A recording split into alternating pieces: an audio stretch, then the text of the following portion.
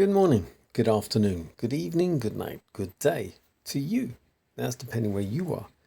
In the world, we're in London doing the nighttime devotion from the devotional Christ Triumphant. The title today, Christ's mission fulfilled only through suffering. I hope you all had a good Sabbath. Matthew 4 verse 6. If thou be the Son of God, cast thyself down. For it is written, He shall give his angels charge concerning thee, and in their hands they shall bear thee up, lest at any time thou dash thy foot against a stone.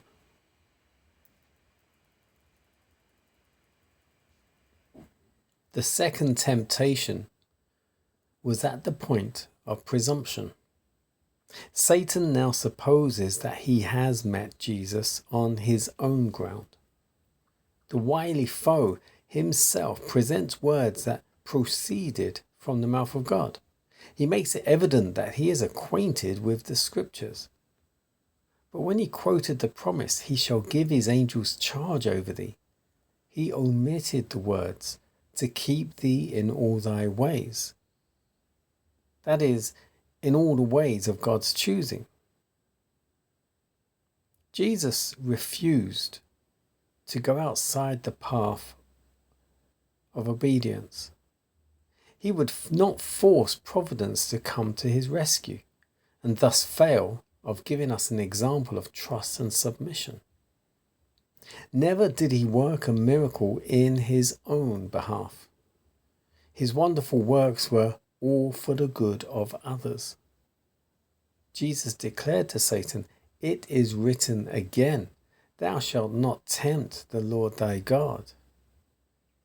God will preserve all who walk in the path of obedience, but to depart from it is to venture on Satan's ground. There we are sure to fall. Jesus was victor in the second temptation, and now Satan manifests himself in his true character, claiming to be the God of this world. Placing Jesus upon a high mountain, Satan caused the kingdoms of the world in all their glory to pass in panoramic view before him. The eyes of Jesus, so lately greeted by gloom and desolation, now gazed upon a scene of unsurpassed loveliness and prosperity. Then the tempter's voice was heard, All this power will I give thee, and the glory of them. For that is delivered unto me, and to whomsoever I will give it. If thou therefore wilt worship me, all shall be thine. Christ's mission could be fulfilled only through suffering. Before him was a life of sorrow, hardship, conflict, and ignominious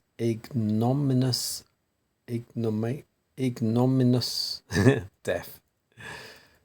But now Christ might deliver himself from the dreadful future by acknowledging the supremacy of Satan. But to do this was to yield victory in the great controversy. Christ declared to the tempter, Get thee behind me, Satan, for it is written, Thou shalt worship the Lord thy God, and him only shalt thou serve. Christ's divinity flashed through suffering humanity. Satan had no power to resist the command to depart. Humiliated and enraged, he was forced to withdraw from the presence of the world's Redeemer.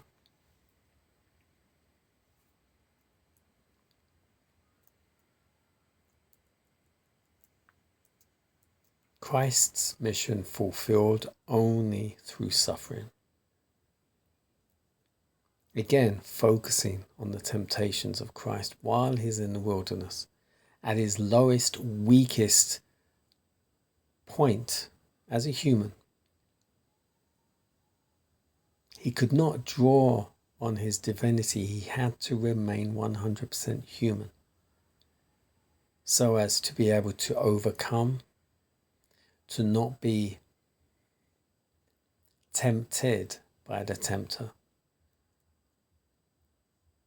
And as it says here, Satan was so arrogant, he actually used scripture on Jesus, but not in a complete way. And when Jesus corrected him and "Get thee behind me, Satan," he was put in his place.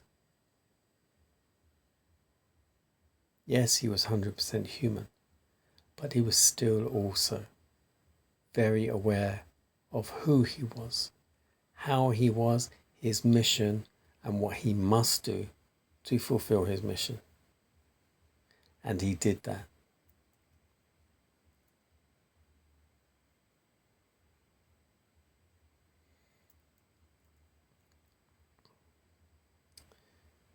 Jesus went through hell, literally went through hell for us.